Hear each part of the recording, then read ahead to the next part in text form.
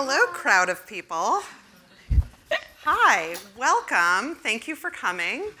And welcome, Molly Jong-Fast. Congratulations. Thank you.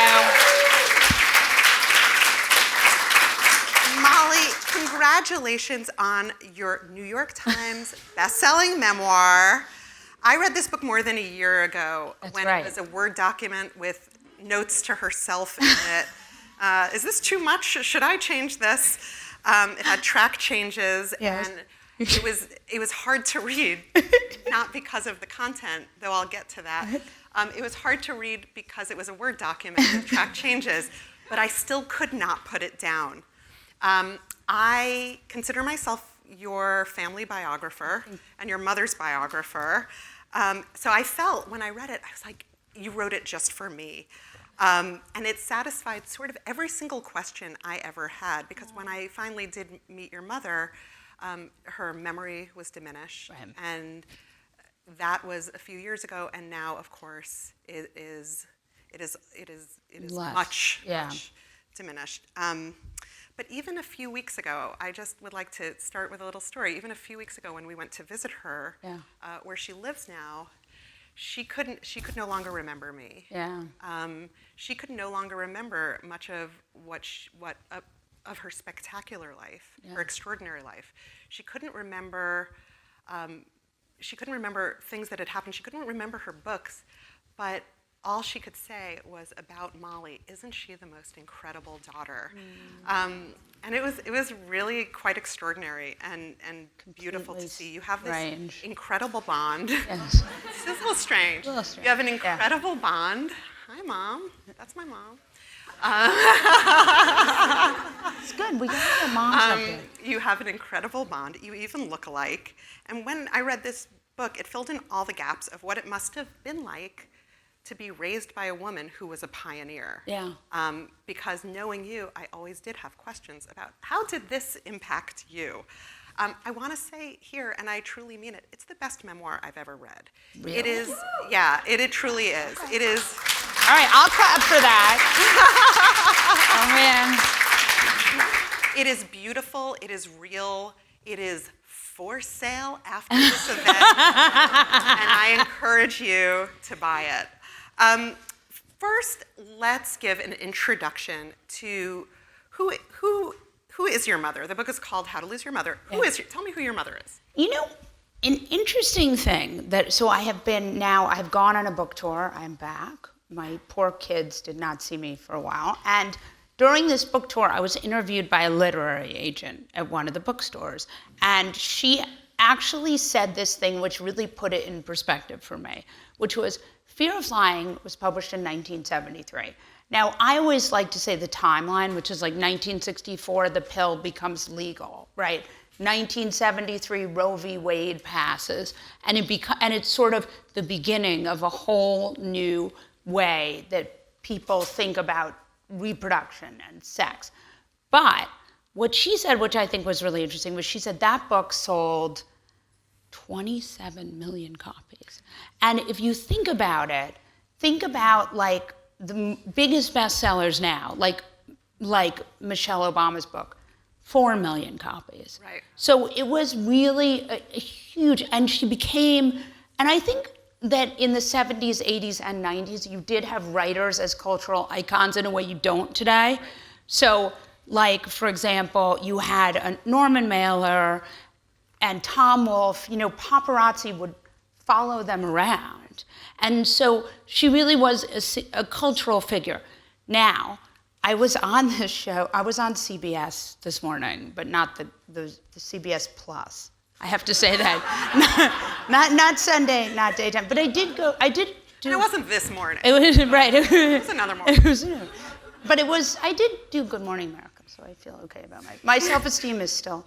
But anyway, so in this, they had found an old CBS interview with my mom where she is defending herself from being called the happy hooker. Right. And it was like I was back. First of all, she was younger than I am now, but she had a wrinkle because they didn't have Botox in the 70s. So I was watching her and I was like, I was literally like, why does she have a wrinkle? And then I realized that because in the 70s they did not Just had to. inject. In the 70s, you had to have wrinkles. That's right. You didn't have to inject Really a tough time. botulism toxin into your forehead. But she had a wrinkle, and she just wanted to tell, that she was a serious academic who had dropped out of Columbia and hadn't finished her dissertation, but was still a master's and wasn't, the happy hooker. And for years, she would get paneled on these panels with the Mayflower Madam, and it really just made her so crazy. It made her crazy, but she was the first,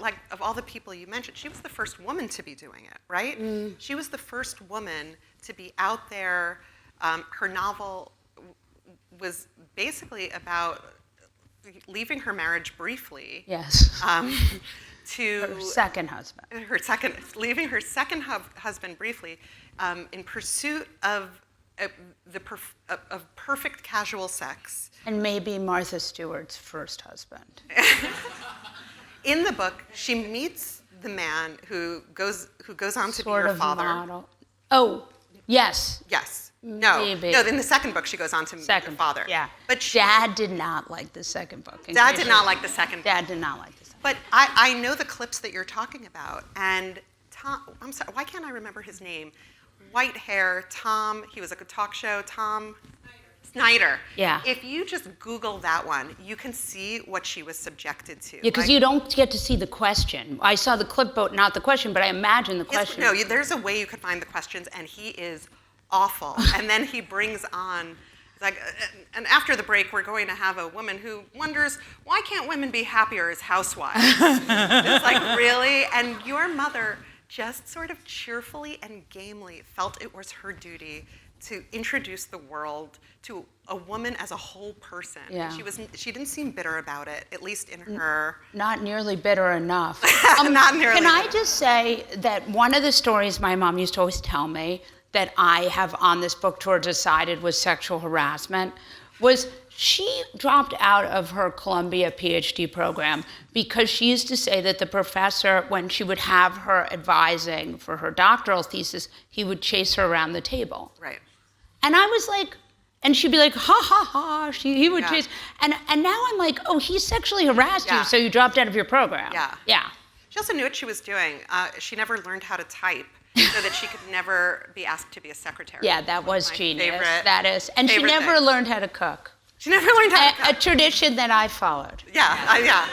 And hope to pass on to my daughter. There you go. So this book encompasses a year of your life. Yes. It is a very dramatic year. And you were in it, though. I'm in the book. Yeah, she's in the book. Everybody's buy in it after this. Yes. You can see where I am in the and book. Taffy will sign it, too. And I'll sign that. Yeah, what was it? But you can also buy I'll sign Taffy's. any book you have. If you have War and Peace, I'll sign. And Taffy's books are for sale, too. My books are for sale, too. Yeah.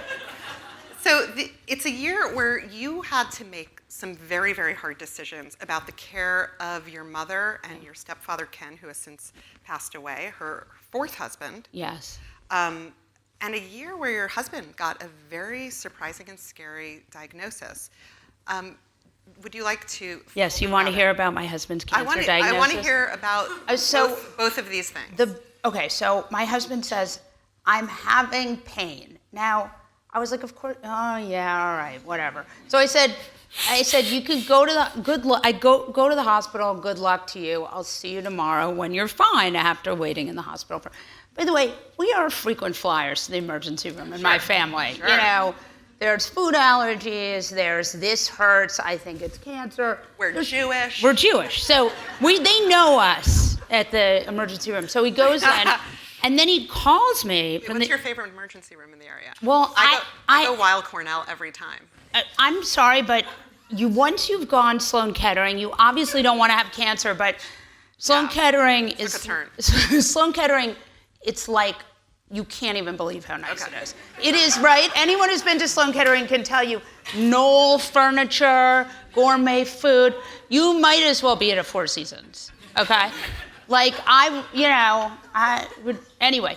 So, and they have a special emergency room. Okay. That you can But that's go not to. the emergency room he went to. No, We're because he hadn't had off cancer the yet. plot. Yes, sorry. So let's take us So anyway, back. so he goes to the emergency room. He calls me at 3 o'clock in the morning and says, they found a mass on my pancreas. And for some reason, my phone rang, and I was awake, because usually I just go to sleep. I'm very into going to sleep. And in this memoir, you will see there are many times when I go to sleep when I can't handle what's going on. And I was like, oh, shit. But it was like this amazing, one of my best friends' mothers had just died of pancreatic cancer. And so I called her up. And I said, what the fuck am I going to do? And she said, you're going to go to this doctor. And you know, it was like one of these things where everything went wrong, but there was always someone where I would say, what am I going to do? And they would say, you're going to do this, and then you're going to do that. And she had, this friend of mine is really organized. So she had binders, and she had a PowerPoint on what to do, and different, you know, if it's this kind of cancer, you need to grow the tumor. And what does she do? She's underemployed. And clearly, because she's very, very smart. So she was like PowerPoint. But the point was, you know, I at every point, because I asked for help, I got help. And it was an amazing kind of testament to the power of people. That's amazing. Yeah. And all the while, your mother and Ken. Yes. What is going on with them? So you actually were here. I feel like why Taffy is so incredible, I'm going to say something nice about you, I'm sorry, I apologize in advance, is that, you know, you had a relationship with my mom's work that was maybe the relationship that I wished I had with it. And when you came to the scene, it was such a relief for me to know that it was, because I didn't, you know, I had known how much my mom had wanted legacy. That really she wanted two things. She wanted to matter, and she wanted to like continue to matter, right? And so when you came along and you were already this like wildly talented, super established writer, and you came along and you said, like, I love this work. I couldn't believe her good fortune and mine, because it liberated me in a lot of ways from feeling, you know, I was the literary my mom, my whole life, you're my literary executor, you have to make it, you know, you have to make it matter. And so to have you, it was, for me, such a relief, you know. Nice. I hope so. And you were like, you know, I just was, so, as an only child, I was just delighted to have someone who really knew what they were doing. That's so nice. I fell in love with your mother. I was on my gap year in Israel, and I found Fear of Flying in a sort of rotted yellow cover on the side of at a book stand, an outdoor book stand in Tel Aviv, and I picked it up. And at some point, the man told me that I had to buy it because I just stood there. I have to point out that my friend Pamela, who had been telling me in high school to read it, is here. And her mother had said to read it, but I was too good to take recommendations then. I read it. It changed my life. I know for a fact that writers like me don't exist without your mother. And you know, I don't think any of us exist without that second wave feminist movement. And they got so much shit you know, it's funny, I was rereading Susan Faluti's Backlash, and you see how they didn't stand a chance. You know what I mean? That the deck was really stacked against them. And it was like in this very genteel way. Right. But it was the Phyllis Schlafly's and that crew were always going to undermine them. And that was why the ERA never got passed. And so I just feel like I said this and I totally believe this, like, were it not for Betty Friedan and my mom and people like Gloria, you know, our careers would not be available to us. Right. And even like I think about it, like my mom was born in 1942. She could not get, when she was born, women didn't have checking accounts. Right. I mean, the freedom to write what we want, for you to be on TV, to say what we want, that is not something I take for granted, and it is, especially as it dwindles. But it is also not something that I ever forget where it came from. And to think about what your mother was inventing every time she went on a panel, every time she was insulted by a man, every time she went on television, every time she went to When I was writing about your mother, I went to visit her archives at Columbia, and she kept everything, and it was incredible. And men would send her like cartoons of penises, and really, and Joan Rivers wrote her a letter saying, "Keep on doing." Like, there's just this incredible. I encourage everyone to go visit it. It's this time capsule of what it is like, and also her letters to her lawyers saying, "Can you make sure that I'm getting my royalties?" Like all of these very, very interesting things. And in those archives, I was going to tell this story at the end, but in those archives, she also kept these incredible calendars, these New Yorker calendars, where she would write down her what she had to do that day and who she was angry at that day, and like call Michael and read him the riot act. And I took a couple of pictures of it, and I sent it. I sent one to Molly, who I always feel like is my sort of, even though the difference between us is that I have willingly read your mother's books, and you have resisted it, which is fair. Yeah. I hope my children don't read my books. And the thing you wrote back to me, seeing her handwriting, was, "I miss my mother," which brings me back to, at that moment, you were writing this book. So your husband is getting this diagnosis. Yeah. Your mother and her husband, they're living sort of independently on the Upper East Not really, Side. though. We went there, yeah. It was pretty dicey. It was dicey toward the. It was dicey toward the end. It was a couple of scenes where we were like, "Didn't you just take that medication?" I went in once and he was opening something with a butcher knife, and I was like, "You're gonna kill yourself." I know. Yeah, it was amazing that we. But you had to make some hard decisions. What are the decisions that you had to make that sort of kick off this book and configure the year that you wrote about? So I basically fight with well, I don't know if I fight. I have to put them in a place, and that was kind of a thing I never wanted to do. And it's a very challenging year, and it part of why I wrote about it was because I couldn't believe how hard it was. Like, I got sober when I was 19. Like, I can do hard stuff. Like, it's not, like, I have like an incredibly high pain tolerance. Like, I can have surgery and walk out of there. So, like, for me, I was shocked at how hard it was. And I realized, like, everyone goes through this. Like, in one way or another, everyone goes through this. And I was like, why are we not talking about this all the time? Right. I just couldn't believe how hard it was, and I could see it being 100 times harder in different circumstances. Like, I saw how much privilege I had, and how many advantages, and how I had people I could hire. I mean, in every way, it was still 10 times easier for me, and it was so hard.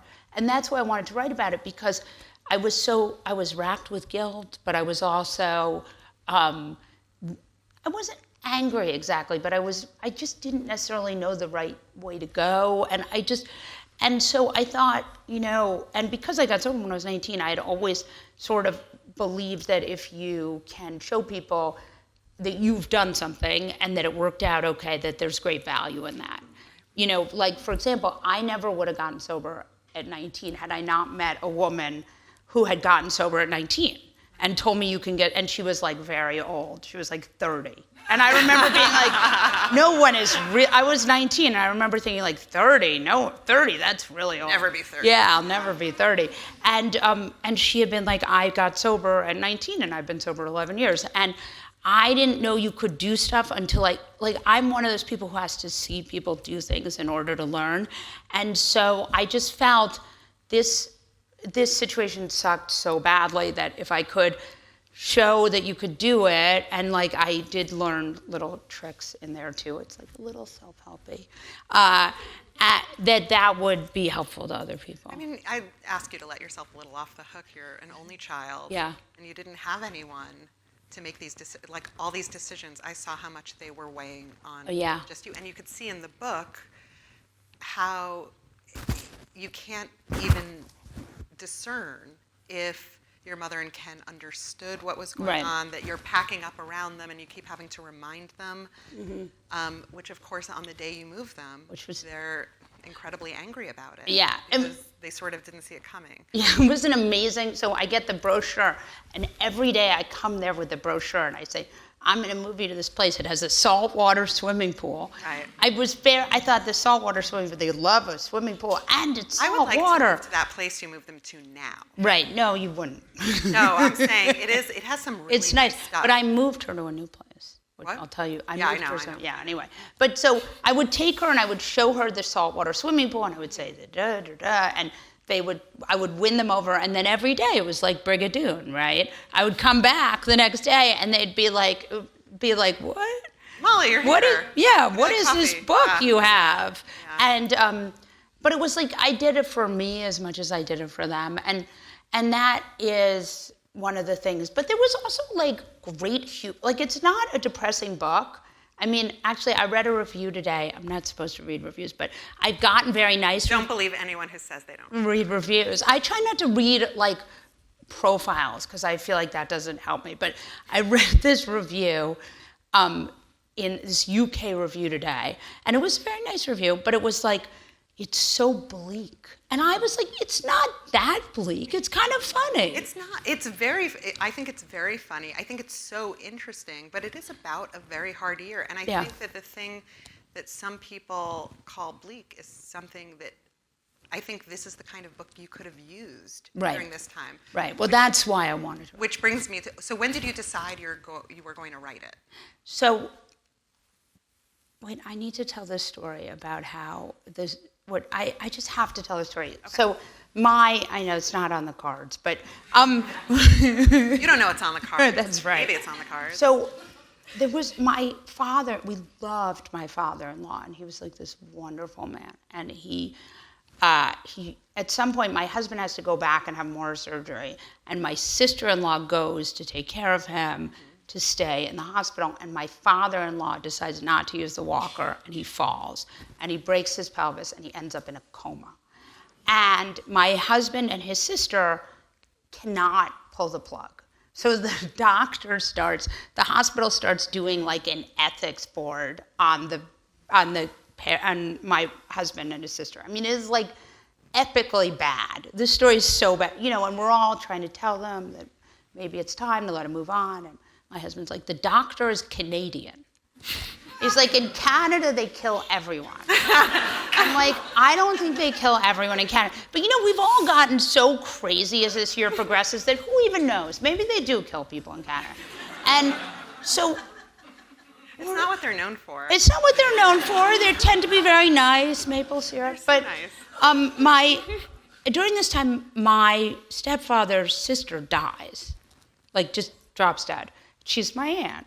And so we have the funeral, and then my father-in-law dies, and we have these two funerals at the same weird funeral home in Connecticut, like 2 weeks apart. Right. And the people who own the funeral home see us, and they're like, they come out, and they're like, this is like, you're back again? And it's so dark, but it's, for whatever reason, hilarious, because we're back at this same funeral home, and we just can't stop losing people. And at some point, I think to myself... it's bleak, but like, listen, this is what it's like to read the book. At some point, I think maybe it's me. I did. Towards the end of the year, I thought maybe it's me. Ugh. So Sorry. when did you decide to write it? Back to the question. When did I say? I started writing it. I started getting very... I think at some point during that year I started writing it, because a lot of it is like I start to sort of transcribing what's actually happening. And it's not your first book, it's like your sixth book? It's my fourth book, but it's the only book I've ever had that people have A, liked, and B, bought. So I'm just saying. You're born anew. That's right, I'm born anew. In fact, all my other, except for one book, all my other books are out of print, which is the measure of great success. Yes. So you're transcribing, is there a point at which you realize that this is a book, or did you know, because you're a writer, you know? So, I'm going to tell the real story here, so don't tell anyone. It's just going to be us, so it's not live streamed. And my aunt isn't watching this from Florida. Hi, Auntie Rachel. Anyway, so I basically, I had a platform, and so people would come to me and say, you have a platform, you should write a book.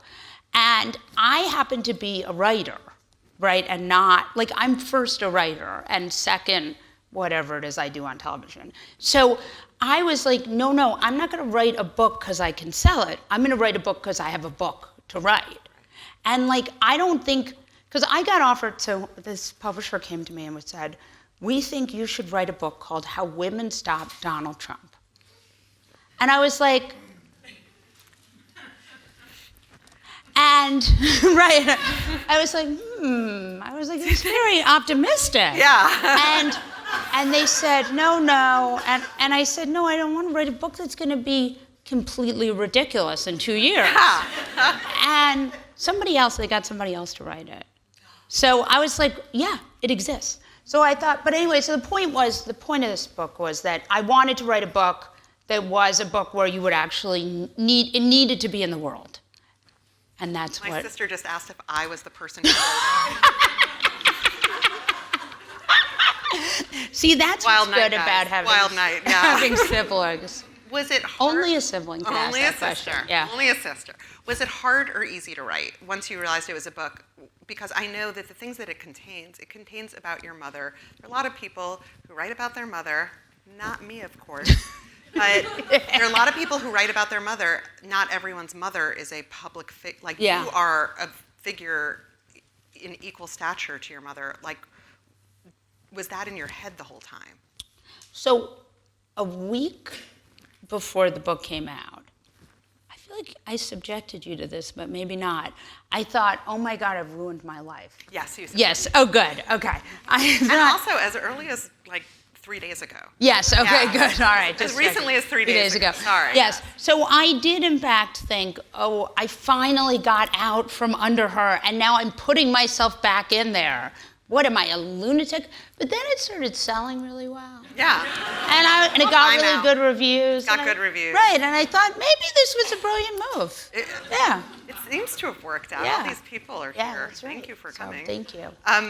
There's stories that we tell to illustrate who our mother is. Yes. And there's so many in this story. You grew up kind of in Connecticut. You also spent a while on 94th Street. Yes, right near her. Right near here. And my question is, what is the story that you tell if someone has never heard of your mother and you want to say, let me tell you like who my mother is in terms of being a mother? What is the story you tell? You have told me several. I have a few favorites. But I would like to know what your favorite. I love the group in the basement. The sex doctors? The sex doctors in the basement. So here's what I would say. Now the story I tell is that Molly Jong-Fast would not exist without Erica Jong. Yes. That, like, I would not be sitting here not just because of the privilege that is nepotism, but because that my mother really believed I was a genius. Even when I got kicked out of third grade at Dalton. Counseled out. Like, I got counseled out and she was like, no, you don't understand. This kid is a genius. And they were like, but she can't read. And she was like, no, she's a genius. And I feel like that is the Erica Jong that I will have with me forever. Right. Is the woman who's like, no, she's a genius. And also another great moment was I am like completely tone deaf. And she was like yelling at my biological father because my father had said I wasn't a good singer. And he was like, how dare you limit her? And he was like, I think we can all agree. And she was so angry, and that is the Erica Jong that will be with me forever. Okay. Yes. Let me rephrase. Okay, you want to What is the Erica Jong that was with you when you were writing this book? And in the years leading up to it, that's what we would like to hear about. Do you want to know about the sex doctors in the basement? I mean, they would. I know about it. I love that story. So but there are a couple of others. There are a couple of others. I do have a teenage niece in the audience. I would like to just say that. So keep it clean. Yeah. If you can. I love that we're telling stories about my mother, and you're telling me to keep it clean. That's a good point. Forget I said that. So my mom was sort of tangentially friendly with Shirley Mlan. Yes. And Shirley Mlan, there was like a weird, in the 80s and 90s in New York, I think it's important to remember that it wasn't fancy people who lived in New York City. Right. It was kind of crazy people, right? Because fancy people lived in the suburbs because there was a lot of crime. Yeah. And so the people who lived in New York City tended to be really pretty crazy. And so it wasn't necessarily like the genteel suburban uptown that it is now. Is that fair? Sure. I think the 90s things cleaned up a lot. I know what you mean in the 80s. Certainly in the 70s. 80s. Yeah, all right. Okay, yeah, good. the 80s. I just saw my editor there, so now Yeah, I'm getting thank you, edited. thank you.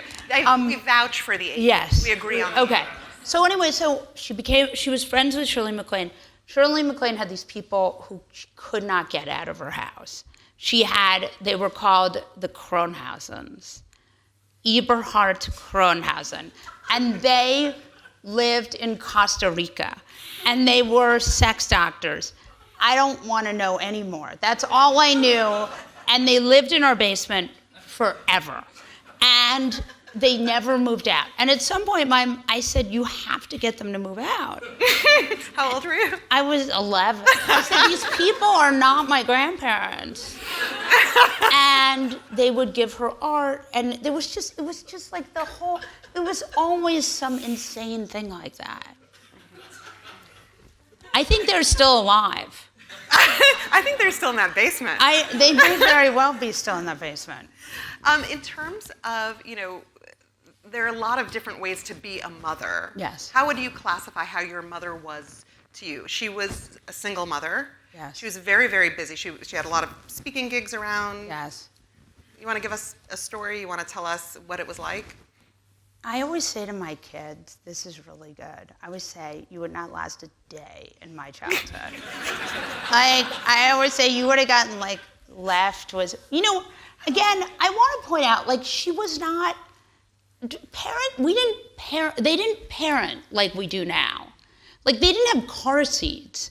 Everybody smoked. And I remember my mom took me to Europe and I at least had a nanny. Some of my friends, they were 11 wandering around a hotel, and the mom would be like, I'm filming, I'll see you in 3 days. Right. So, at least I had someone where you could conceivably say they were in charge of me. I don't know, it's hard. It was the 80s. It was hard. It was the 80s. Sorry. I feel I don't know what happened with this book, but you feel protective, I see. I cannot say a bad word about her now. Yeah, just read the book. Yeah.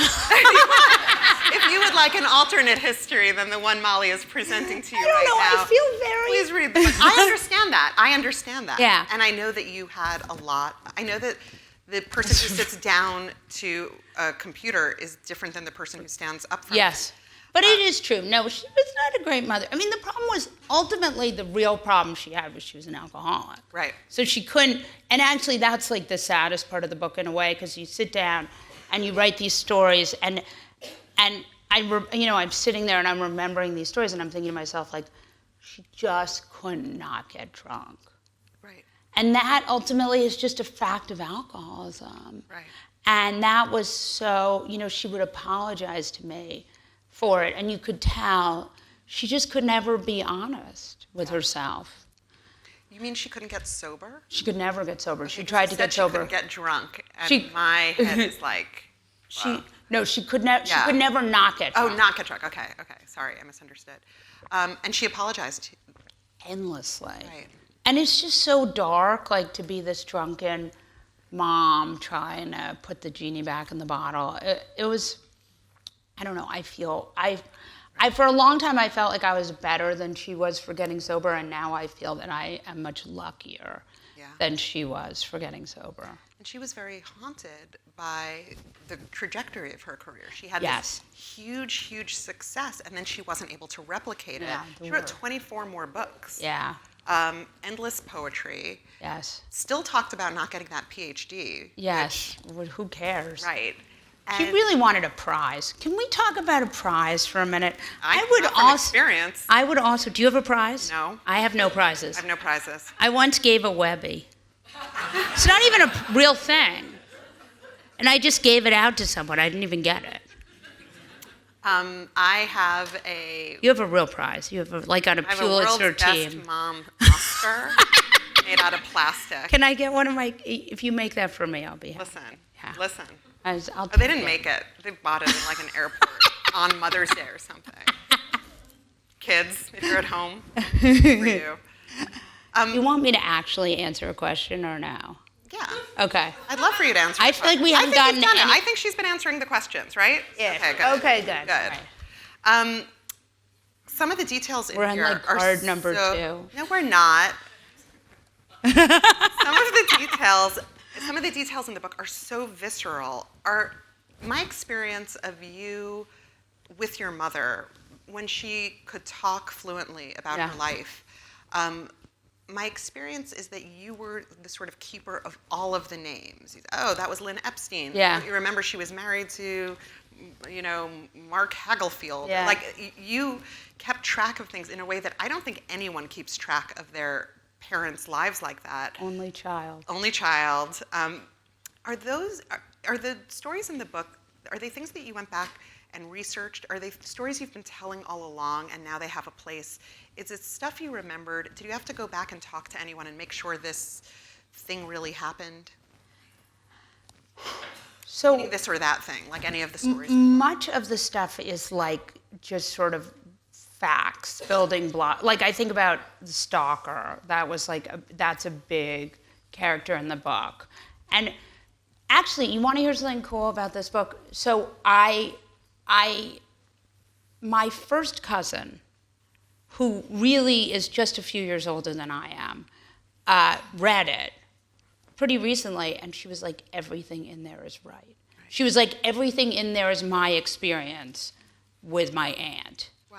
And that was, when you're a child of an alcoholic, you always are like, I used to always be like, did this happen? Am I overreacting? Like, I think this is bad, but maybe I'm wrong. Like, I think this, this adult is driving dangerously and is drunk. Right. But am I wrong? Did it really happen, or is it in my head? And to have her read it and be like, this is spot on, and she's very sane, that was right, because you have some cousins who are less sane. But that was like a profound moment for me. I mean, there's a weird thing about this book, which is like, I always bristle at the idea of writing as therapy, because I think therapy is therapy and writing is writing. And like, I'm not going to ask you to buy a $26 book if it's just my therapy notes, unless you're Joan Didion. Unless you're Joan Didion. Which, by the way, I'm in those therapy notes. You're welcome. You can find me in the first. But they're not it's not on for sale page here. 5. Yeah. But you can just buy the. Yes, you can buy the digital. And I think it's really early on. And then I was like, I'm not going to read it. But anyway, the point of this is that I don't think, like, I'm not going to ask you to read it, to buy a $26 book that is just therapy note. This is a real book, and it's not therapy, but in some ways it has been like kind of miraculous for me, this book, in a weird way. Great to hear. I wish it would go back on the bestseller list. It will. After these people all buy 2 of them, Okay. It is going to go back on the bestseller list. We are in the third printing. I would like to say that this is quite obnoxious. Molly was on the bestseller list for 2 weeks in a row, and that is a very impressive metric. Oh, but thank you. It's a book that's not about the current political state. No, thank you. But I will use the not being on it now to feel bad. All right, go on. Sure. I do not begrudge. Okay, do not begrudge. Was there a part of you that resisted becoming a writer because of long shadow of your mother, the predictability of it, the allegations that you wage yourself 3 times so far about being a Nepo baby. Yes. It's not when you're not a baby at 46. I know. You're a Neposaurus. You're a We're our own category now.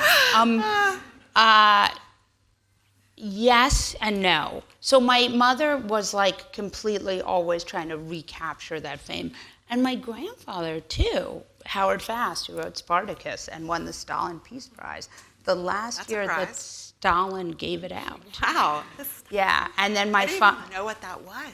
Nor should you. That's amazing. It is. He did, however, win a prize. So yeah. That's something. Yeah. But it was given to him by a murderous autocrat. Prize is a prize. All you need is a prize to put that little thing on the cover. That's right. Yeah. It's a real question whether that. So anyway, I don't know. I didn't really want to be a writer, but you know what happens with being a writer, and I feel like you can attest to this, is it's like you think like that, and your brain is like that, and there's nothing you can do. Yeah. Right? Yeah. You're just an unexpressed writer. Yeah. Running from it. That's right. Yeah. And maybe your parents can bully you to go to law school. And maybe they can. Maybe they can, and maybe they can't. Right. And they couldn't for us. Well, my parents, I don't try. think my mom understood what law school was. It was just like an idea for her? I don't know. Nobody ever went to law school in my family. The one Jewish family with no lawyers, no doctors. we still hold out hope. Another parenting question. My mother still has not told me about sex. How has your mother's candor with things that are horrifying to young girls changed how you parented your own children? These questions are hard. Next. Okay. Okay. These are hard questions. Okay, but afterward, will you tell me about sex? Yes. Okay, good. Can we call a friend? Okay. We're still only on card 4. Okay, then here. No, we're not. It's not true. So as I said, your celebrity has truly eclipsed your mother's, especially now. You're on TV. You're all over social media, where people are known to be very kind. Yes, very nice. How has your own celebrity changed how you view your mother's celebrity? Like now, sort of, how do you think of it in a different way? So the good news, and I like celebrity. The good news about me is that I am a grown-up, and so I have spent many years toiling in relative anonymity, and so any kind of success I've had has been just such a shock and delight that, you know, I'm happy to use it for restaurant reservations. Like, it's the dream. Like, I can go to the Polo Bar, but a lot of times I still get like 5:30. But I can sometimes get a Polo Bar reservation. And I also, like, people sometimes want to take selfies with me. I'm up, so it's okay. People sometimes want to take selfies with me. I actually, I'm going to talk about politics. Is that okay? Can I talk about politics for a minute? This is such a really tough moment in American life for so many of us. Like, really, really scary for a lot of people. I mean, including Brad Lander and, Senator Padilla. That it's a really scary moment. And so when people see me on the street, and this happens in book signings too, they'll be like, I listen to the podcast and it makes me feel better. Or people will say, the thing that makes me really happy is like, I can't interface with the news, but I can listen to your podcast. That's nice. Like, that is what are we doing? And I want to go back to my husband's cancer. He's fine, by the way. He's fine. And it was a very slow cancer. But it's interesting to read about, nonetheless. Definitely. Yeah, I'm like, spoiler. Sorry. Tell these people the end. But what we learned from him being sick was that, like, what is the goal of us being on this planet, right? Is it to get as much stuff as possible, or is it to, like, have relationships with people and, find meaning? And so I do feel like when people come to me or when people stop me and they're like, you make me feel better, and it's a very meaningful thing. So I am grateful to get to do it. That does not answer my question, but I accept it. The question was, do you look at your mother's celebrity? Like, you grew up knowing you had a famous mother. Yeah. You had feelings about it? Yes. Do you think of her differently now that you yourself are a famous mother? You could say no. It's a hard question. These questions are too smart. Like, just ask me, do I feel differently about it now that I have a family? I don't know. I mean, you know what? I don't, maybe. Okay. Yes? I'll take maybe. No. Maybe. Can I call her friend? You cannot call her. There are no friends. It's just me up here. That's right. I just have a couple more questions. We have made our way through the thing. The book has been out for several weeks now. What have been the most interesting reactions to you? Like, what reactions do you want to talk about? You talked a little bit about how you were worried you ruined your life. Yes. Your mother is very much still here, right? Yes. In a different way. And the New York Times called her. Oh, really? You didn't read that part? No. They called her to ask her what she thought of the book, and I thought, should I tell them they can call her? Because I'm like, she can't sign a check. Can she talk to the New York Times? Right. And then I thought, I want her to do what's fun. Yeah. And I thought, what would make her happy? And I thought, talking. She would love to talk to. So I said, you know what? Have her talk to the New York Times. Yeah. And then the aide texted me, and he was like, she had the best time talking to her. What did she say? She said almost what she would have said had she been herself. Yeah. Which was, I'm so happy. I think she's fabulous. She can write anything she wants about me, which is what I think about my daughter, by the way. Yes. And then she said she planned to go buy the book. Which is, look, I'll take all the sales I can get. But I would have sent her one, I don't speak for your mother at all, but I think that if she read this book, she would understand that you existed in a strong tradition that she created. I think she'd be delighted. And game recognized game. Yes, if your mother. Exactly. 100%. Yes. I think she'd be delighted. I was going to end with that story about. So I don't have a way to end. So instead, what I am going to say is, I found your book really extraordinary, and I'm so proud of you for writing it and for putting it out there. And I know that the people who it finds during a moment that they're having, it's the portrait of a very funny, very smart person under a duress you cannot imagine, and who still manages to find hope and peace and be there and be present. And I was really in awe of it. So I'm so happy for you. I will take questions from this audience. Can I just say one more thing? Sure. The thing that's really meaningful to me and moving is when people have parents who have this experience, or had parents who have this experience of having, any of this sort of elderly stuff, who then are like, I read this book and it's like me. That is really gratifying to me. And even that op-ed in the New York Times this weekend about dementia, I was so glad that we could talk about this, because this is, it's meaningful to me, and it feels like a greater purpose. So I feel really grateful that we get to have this conversation, and I feel honored that people want to have it with me. I do too. Everyone, thank you.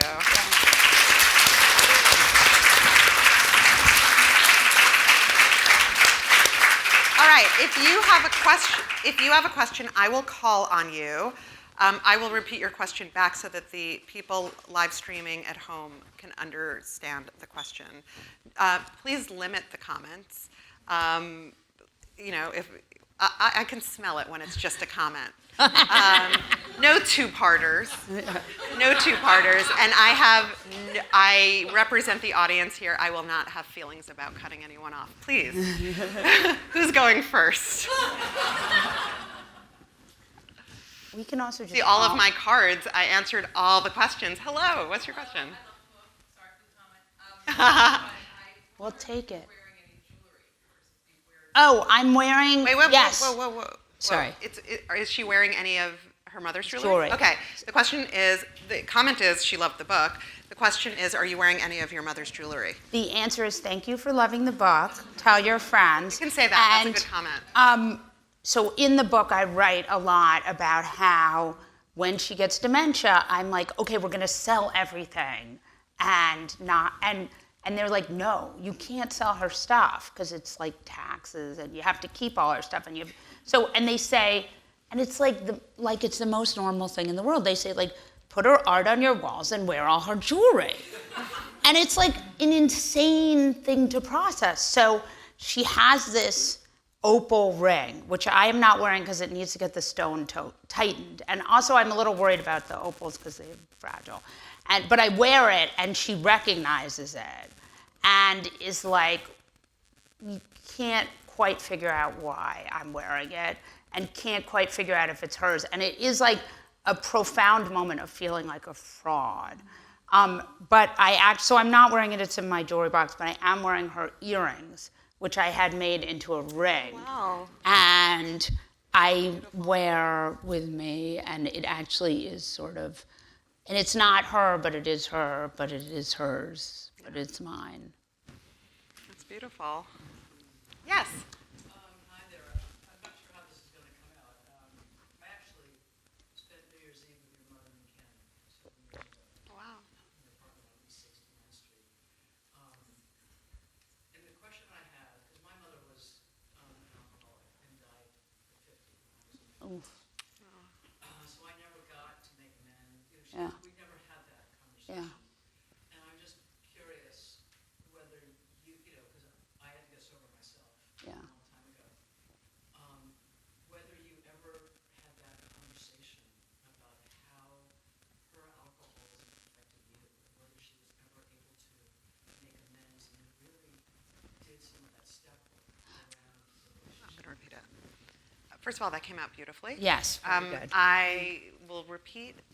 The person in the audience recently spent time a few years ago with Erica and Ken, and her own mother had died from alcoholism died of cancer associated at 50 when she was in her 20s.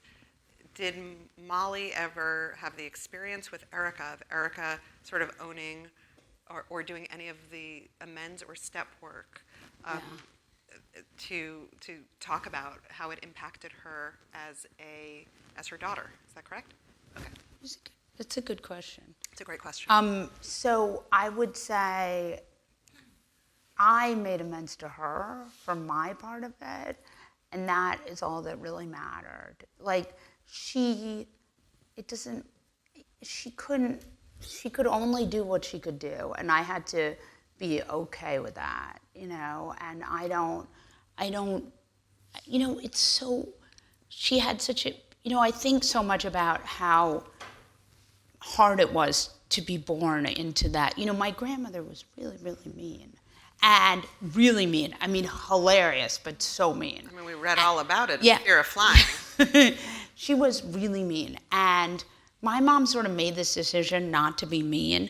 I can also be quite mean, so a little bit. Her daughter is nodding her head. And so I think that my mom's ability to not ever be mean was sort of her amends to me, if that makes any sense. Yeah.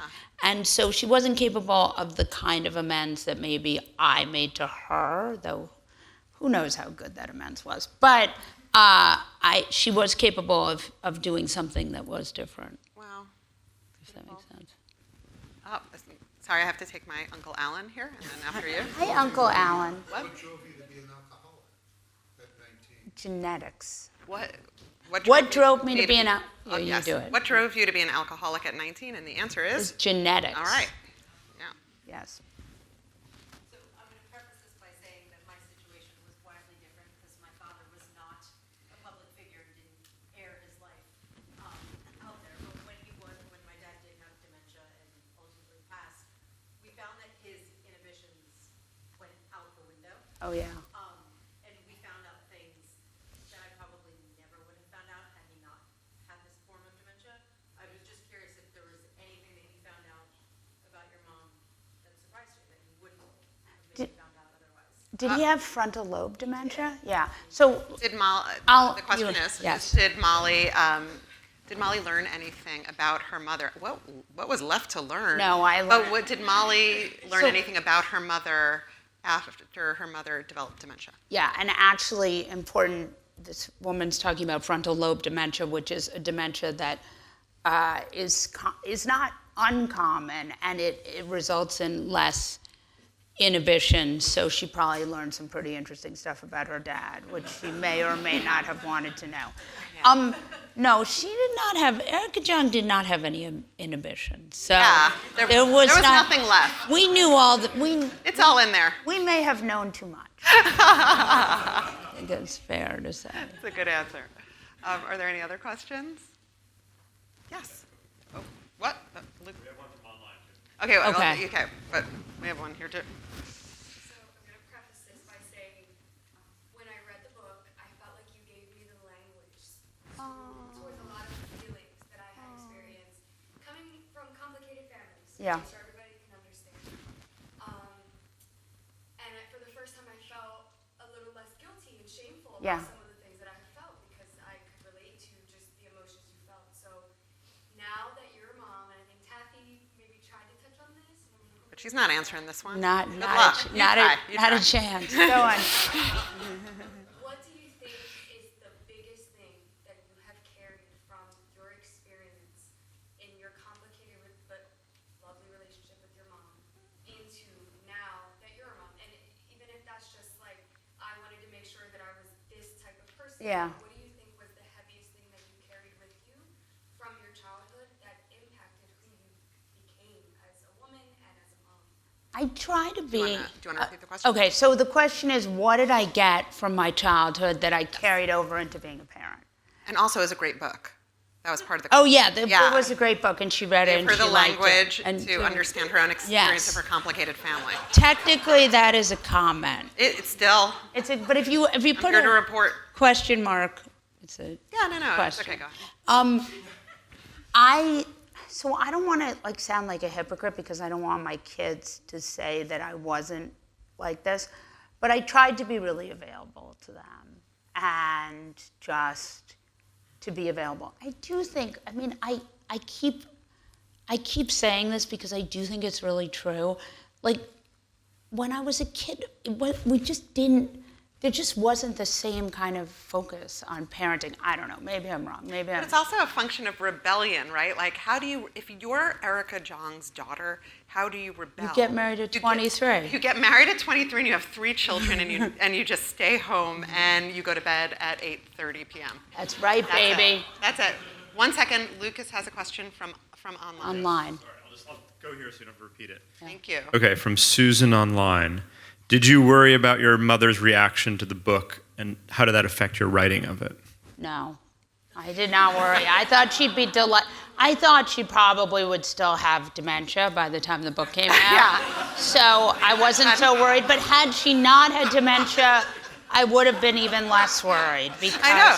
Then it would be a different honestly, kind of miracle. if she hadn't had dementia, she would have. There's no world in which she wouldn't have just been delighted. Like she would have been like, I know. She would have been like, finally. The irony is, Yeah. she would have been like, you're wrong about this, but I'll take it because you. But I get it. Yes, but I get it. Right, 100%. Yes. She'd be blurbing it. She'd be She'd be interviewing blurbing me. it. She'd be here right she'd be now. Here. Yeah. She would have She'd be here, enjoyed but this. she would not let me answer the question. She would just talk the whole time. But- I at least, yes. Yeah. There are 2 questions here. So I had a comment, so you can kill me now. Yes, go for it. About car seats. When I had kids in 2002, my mother got angry at me because I was putting car seats in my car. That's right. She was furious. See? She saw it as like Coddling. the fact that she had been somehow negligent Yes. because they had a little convertible and they shoved me in the part where the God. top zips down. Oh my God. This is a room full of mother issues. She I guess that's the audience. yes. So I guess I'm trying to stick to the question by saying, was there anything you did as a parent that she got mad about because she saw that you were somehow all of it. So the question is, was your mother critical of your own parenting as a referendum on On her? her, and the answer is yes. Yes. But I did, yes, 100%. I think everyone's mother made a comment about the car seats, right? Right, Mom? Do you remember this? She You don't remember? I know, but when See, I I put told my you, didn't when I I put say my there were child no in a car car seats? seat, you said, "Oh, how did everyone survive?" And I was like, "The ones who didn't aren't here to say anything. They're not here. That's the whole thing." But it's fair. It's fair. Do we have one? Yes. I know of your husband. I know you Yeah. thought that he knew you were going to write about stuff, but did you really know what you were going to write? This is a Did her husband really know that she was going to write about what she wrote about? His Yes. health, and your family. So my husband, we got married when I was 23, and I never said I'm not going to ever write about you. Like, I was smart enough to know that one day this could come up. But he had been written about in fear of dying in a very unflattering way. So he was, and he had actually read Fear of Dying. Fear of Dying is your mother's, I think, maybe most recent memoir, like her last but memoir. it's a novel. Sure. Okay, and in it, there's a character modeled on me. And Yes. she's married to a character modeled on my husband. not And great. It's not great. And the character modeled on me fights with Naomi Wolf over Erica Jong's affection. It's bad.